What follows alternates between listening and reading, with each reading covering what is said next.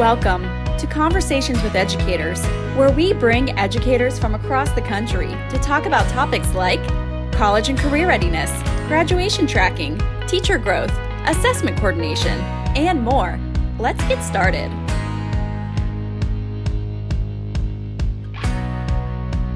Okay, we want to value everyone's time, so I think we're going to go ahead and get started with our today's session of conversation with educators. It is a tremendous opportunity to be with you today, and we thank you for participating and really excited about sharing our two guests with you. And I'm going to go ahead and get that queued up here. Okay, so today's conversation is about decoding Ohio's next generation assessment. So welcome, and we're glad that you're here. We have two guests joining us today, and I'm going to let them introduce themselves. We have Dr. Aker from Springfield City School District and Chris Thompson from Middletown City School District. So welcome both of you, and we'll let you do a quick introduction. Okay. Dr. Aker. Sure, I'll go first. Okay. Yes, I'm Dr. Crystal Aker. I am the coordinator of research, assessment, and data for Springfield City Schools. Handle all the research projects we do, all of the assessments from federal all the way down to classroom level. We kind of get into with the HQSD work, and then all kinds of student data that's generated from that. So I've been in Springfield now, oh goodness, I think it's almost 17 years, and moving into 18 here pretty soon. So it's been a pleasure serving that community, and it's a pleasure being here today with everybody. Thank you so much. And Chris? Hi, everyone. Chris Thompson, proud assessment and testing specialist of the Middletown City School District in Southwest Ohio. This is year 22 for me in education, just year 4 here at Middletown.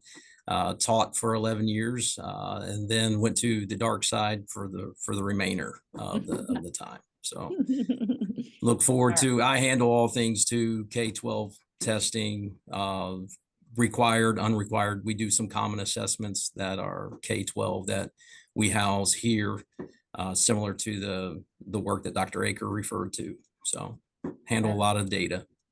That's great. And then, of course, we have Laura Miller from Education Advanced. Laura, you want to say hi real quick?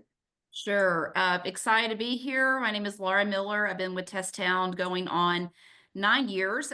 Prior to that was in education for 17, high school guidance counselor, testing, 504, you name all the things. I feel like I touched it, graduation pathways, tracking, and just truly love getting to serve educators in my new role, and excited to be here with you all. Yes, thank you. All right, we're going to jump in and talk about, so today's agenda, we're really gonna it's going to evolve around two major questions, and we're going to discuss the current new next generation assessment, some of the new requirements, because I know the state, how we always have new legislation that comes out that needs to be implemented. So we're going to discuss that. And then we'll also be talking about some of the challenges and solutions that both Dr. Aker and Mr. Thompson have that they can share with us. So, and again, we're Education Advanced. We love doing these conversations with educators series, and our job is to try and make things easier. So with that, we're going to go ahead and jump into the first question, which is, what are some of the updates? And I know there are emails that come out and notifications from the state. So what are some of the new things that are kind of different or that you can speak to? I could. Dr. Aker, I'll refer to you if you want to start. Go first? Sure. Okay. Well, one big change that I think is kind of helpful, and wow, wouldn't it be great if many assessments went this route, and maybe they will be, is the The online OELPA, the Ohio English Language Proficiency Assessment, has now, I think it's 33% less questions. So it takes a lot less time to give that online OELPA. Unfortunately, the paper version is still a full length test, but that was a recent update that came out with the latest district test coordinator newsletter. So that was pretty helpful to hear about and see that those kids, especially who struggle with proficiency in English, trying to master their skills and show their skills that they've mastered, will be a lot easier for them. So that's one big change I can think of. Yeah, it makes you think you want them in the online test versus the paper this go round, right? Very much so. I'm like, all right, who Yeah. still needs paper? So anyway, who still needs paper in this day and age? But yeah. Paper really doesn't make sense when it comes to any level of testing unless you're on the extreme end of the needs in the IEP. At this point, if the student is using any type of technology through the school year and in the classroom, then they need to be using the technology for testing and not going to paper. It shouldn't, everything should align. So Yes. Yep. That's a great point that you bring up. And to Chris's point there actually is now guidance on who gets paper tests in the accessibility manual for Ohio. I just remember that too, Chris, you mentioned that there are very distinct reasons why one should really need a paper test. So yeah, you're right. It's I think it's getting more refined and correctly stated that it really should be those with the most significant issues would have that. So Yeah, that's great. Is there some new, I was thinking there's something having to do with Spanish, and the access to Spanish on the new assessments. Is that a change? so I can speak a little bit, to that piece. It's yes and no. So it's always been available for a quote toggle option for the math and social studies and the science, for students that qualify for it. There was specific words and usage in the accessibility manual that said, and if the student wasn't in a dual language classroom, that it would be considered inappropriate for them to have access to that on the test. It was because if they are receiving the content in English, then why are we assessing them not in English is how we were interpreting it. So we don't have any dual language classrooms in Middletown. So we are not exercising the toggle option for our students in that matter. So Okay. I don't know, Dr. Aker, is that how if you guys saw that or interpreted that piece? I don't know if we saw that, but I know what you're talking about. And we have actually just started a dual language program. And there was even an interesting discussion about for the English speakers who are learning Spanish and getting instruction in Spanish. Do you turn that on? There was a kind of an ethical question of that, because when you're now the English speaker in a dual language, Right. But I don't know, that's probably way down the road. We are year one into Yeah. that. So if you're year one and we looked at it, is the teacher of record providing the instruction in their native language and then able to provide it. Then we also seen it as being unequitable for that it's just Spanish. We have so many different speakers, so many different languages. So are we really meeting the true needs and what we're trying to assess and giving an English language test to them? And then trying to turn on a translation for it. It didn't really line up or make sense for us. But I mean, it would be interesting in dual language districts to kind of see how that translated out. Yeah. And we have found like our kiddos who speak English or speak Spanish, it's always the issue of can they read in Spanish? And then the text to speech that comes through with that. Yeah, is that a benefit? There's been some questions about that, especially as we've been shy on bilingual assistants and interpreters and those kind of folks helping out with those kind of things. But I don't know if we've turned it on for the kids to be able to read it as much as to hear the text to speech version of that to aid with a Spanish translation. But yeah, it's a question of Well, I mean, we got to get them to English. Of course, in the English test, as Chris is saying, that is not even allowed. So you Right. go against the whole idea of that. But Yeah. yeah, Yeah. If we're in a safe space, I think if Ohio cared about all children, we would have access to all translations if we needed it. oh yeah, Right. I mean, that's Multi-languages. if we Yeah. call it what it is, I don't think English and Spanish reaches everyone. oh Right. that's I concur with that 100%. I wish there Yeah. were a lot more languages. And there's technology available to where it could be That they could useful, but the money behind Yeah. it, expand. which is also the main reason why they shortened the OLPA, is because they didn't want to pay more money to have the additional things graded. So they reduce it so that because we have more migrant students and more EL students being sent off for grading. And so they reduce it so they don't have to pay more for the grading. Yeah. Unfortunate, but true. So it's helpful because we have more time on our end, but it wasn't, I don't think the student was in mind. I'll just say it that way. Yeah. It was a unintended consequence for another decision that was made for financial reasons. Correct. Perhaps.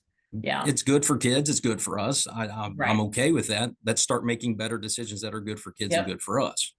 Yeah. So That's great.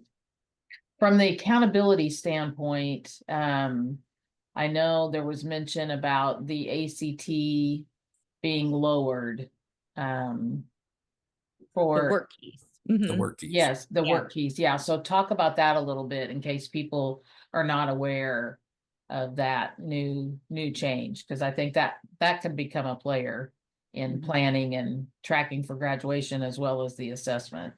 Mhm.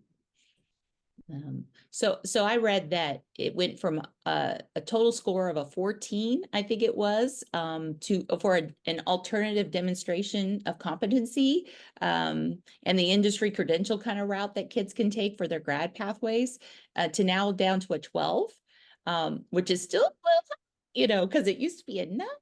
Back in the day, and we had kids meeting grad pathways, back in 2020, 2019, that way, but a little bit better. Good news in that way, that at least it's a little bit lower and maybe a little bit more attainable for some of our kiddos on the three areas of the ACT work keys. So if anyone's using that out there, that was a little bit of some news, and it may help people. So Yeah, definitely helps students. Correct. And it's for students that can take the ACT. So just keep that in mind. Not all students take it.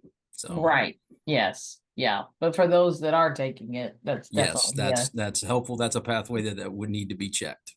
yeah. Part Yeah. of their should be part of all kids' graduation plan. I'm taking the ACT. Here's my work keys. Here's this piece. Should be tracked from the time that they're a freshman to a senior.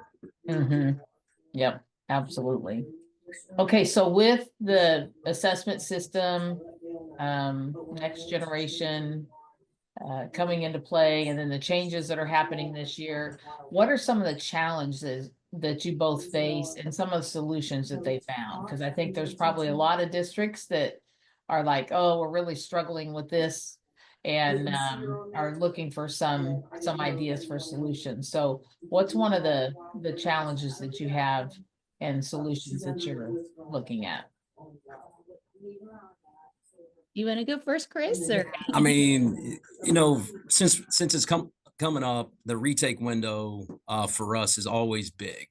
Unfortunately, we have a fair amount of students who don't meet the competency mark, and whether it is in Algebra 1, that 684, or ELA 2 as sophomores, that 684. So the challenge now is filtering through, making sure that we catch all the students and we get 2 attempts, a minimum of 2 attempts, in order for them to reach it. And then toggling on the attributes of a retest or InTide so that it is marked appropriately in there. It's not difficult, but it's just time consuming to filter through. I've yet to find a decent program that can filter off my retesters super easy. So it's we use Progress Book, and so I pull out of the analytics hub a file that lists all the attempts that the students have in the EOCs, and it leaves their highest mark. And so I get a numbers of attempts and highest mark, and then I try and filter off and go through it. So I wish I could say that it was hours worth of work. It's more like days worth of work in order to go through this. Yeah. And to just to make sure, because the last thing we want is somebody to fall through the cracks. And then here we are, we're looking at a junior or a senior. We had time for a second attempt, but we didn't get it because they fell through our cracks as opposed to the student advocating for themselves. So that has been a bit of a time thing for me going into, because unfortunately we're not a district that the majority of our students hit that the first time. Yeah. Right. So we're looking at some creative ways to hopefully in the upcoming years to make sure that we have proper remediation in place for our retakers, because that is part of the revised code. The mandate of remediation for ELA2 and the Algebra 1 in between tests, and to make sure that we are compliant with it and all of those EMIS codes align for those pieces. So I would second what Chris says. That is one of our struggles is gathering that list. He does a lot more than I do because I just put it out to counselors to say, tell me who needs to retake, you know your kids kind of thing. But of course, kids are missed or they're not done in time, or we don't know my deadline, and then they have to manually add that into Tide. We did hear rumblings, and I really hope this is coming soon, that Cincinnati Public did a pilot with the Ohio Test Portal to link their progress book or their SIS, their student information system, with Tide. So instead of this thing where you have to add kids manually into the system, if it's just linked with your SIS, it could then pull the kids in. Wouldn't it be awesome, Chris, if it could say— that is true. I talked to Amanda and her team about that specifically. Amanda Vargo, by the way, she runs the show at CPS, Cincinnati Public, and for that particular piece in assessment and testing. And man, her team is awesome. And yes, it would be nice to have the nightly uploads, but it also causes issues for districts that have that. So I have to, I'll manually put a kid in that just transferred from somewhere that has a nightly upload, and then I have to re-put them in every time until they stop putting them in because they haven't officially withdrawn. And so it's like you have competing uploads that wind up happening. And so it would be nice as long as it's good data in, good data out, right? So as long as we've got the right things in our SIS that can communicate with them, then I think it would be great. But there are times where, say I have a junior, they're not taking a class that's linked with an end of course test. I still have to go in and manually toggle that ELA2 on or toggle the algebra on because they're not in an actual class that's linked to that, so that it wouldn't pull anyway.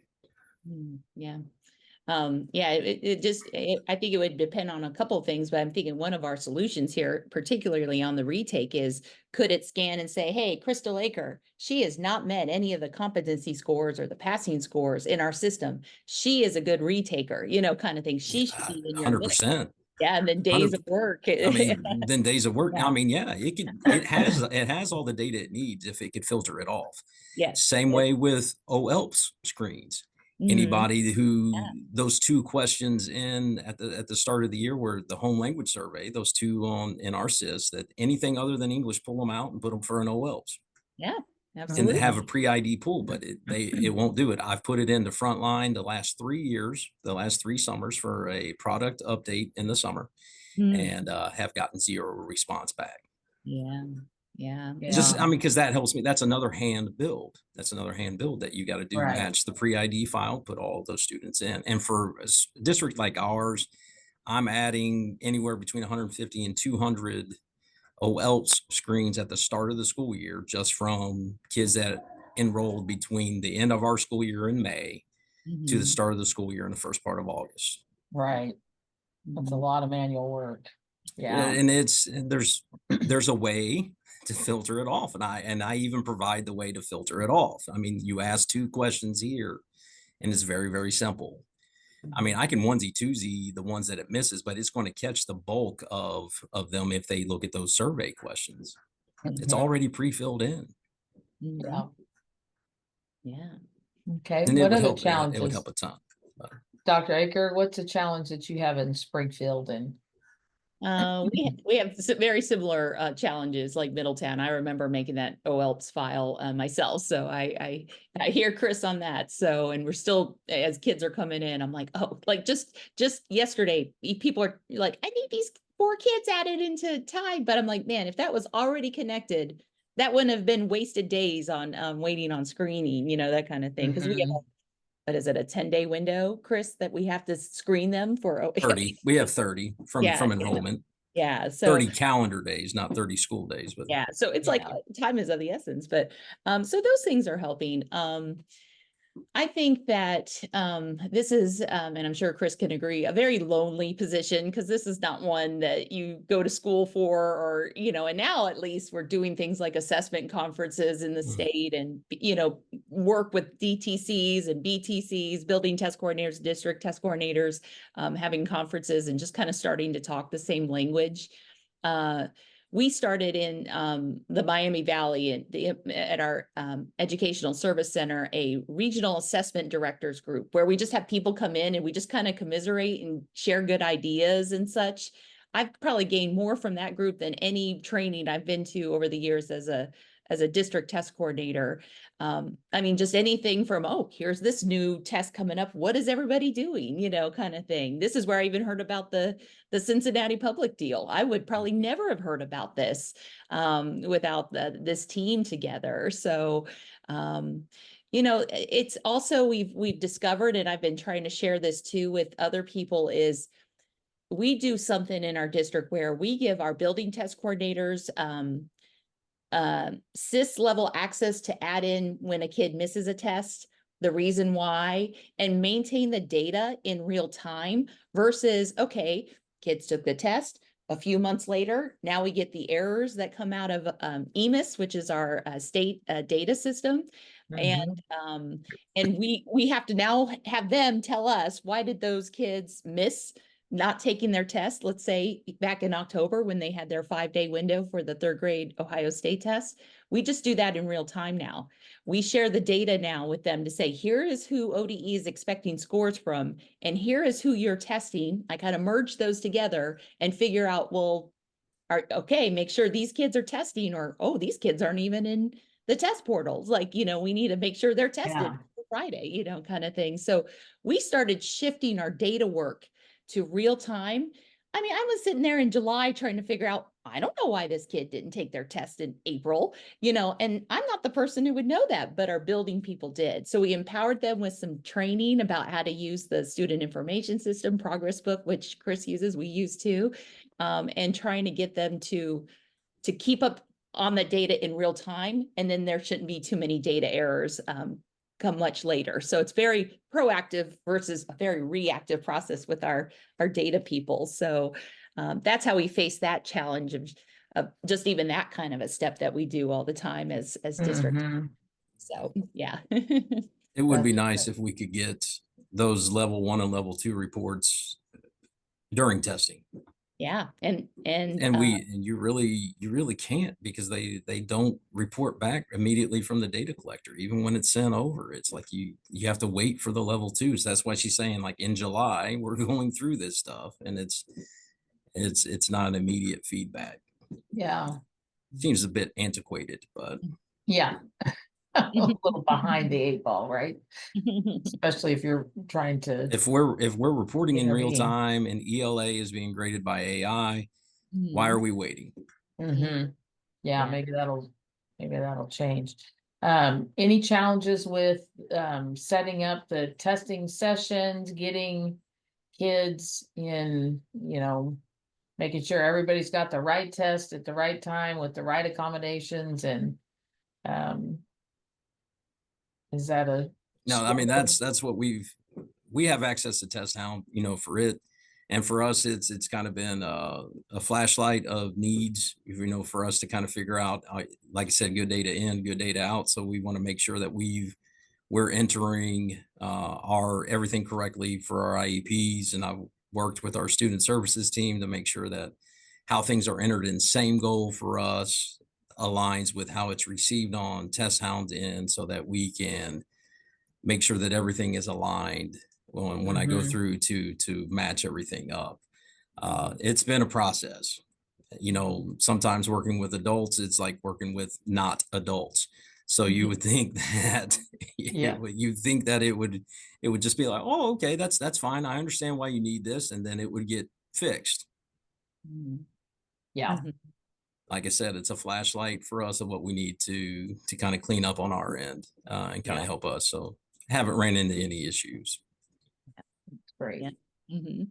That's good. Yeah, I think just having consistency, that consistent common language across the district for accommodations and interventions, and I think that makes it a whole lot easier. And Same Goal's a great partner with us, I know, in providing that data so that we can help support districts and all those things. So I know we're closing in on time. It doesn't look like we have any questions. If you want to post something in the chat or post in a question, we'll look at those. But any other additional thoughts that you can think of that you'd like to share with other DTCs and BTCs in Ohio? Just feel free to reach out anytime. I mean, it is a siloed job and it's not fun sometimes, but I mean, once you have somebody else that you can, bounce things off of, feel free. Look me up, C Thompson at middletowncityschools.com. I've never turned anybody away yet. So just say hello and ask your question and we'll figure it out. And if I don't know it, I know somebody that does. Great. Yeah. Dr. Aker, what about you?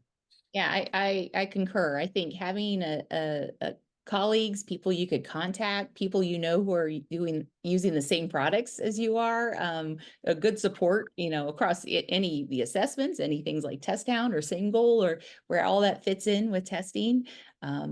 Data governance, like I was mentioning, was a game changer for us. Yeah, all those kind of things, all come into play and have made the work easier. But like Chris says, it's tough. It could be really a hard job, but yeah, with your right people and reaching out like this, absolutely would love to help you. So That's great. That's Laura, any thoughts you'd like to close No, with? I think the world is blessed to have people like you in it, fighting the good fight every day on behalf of students and your staff. I am thrilled to hear that, the product that we represent right now, or at least me, Test Town, is helping you do that. That makes me feel good about what we're doing. So thank you both for all you offered in the last 30 minutes and for all that you do every day. Yes, thank you so much. And again, we appreciate you sharing your insight, and hopefully this will be great information for those of you in Ohio looking at the next generation assessments. And as always, thanks for attending our Conversations with Educators. Everyone have a great day. Thanks, everybody. Take care. Thank Thank you. you. bye. Bye-bye. Thanks for joining us. If you want to learn more about college and career readiness, graduation tracking, teacher growth, assessment coordination, be sure to subscribe to our newsletter. Until next time.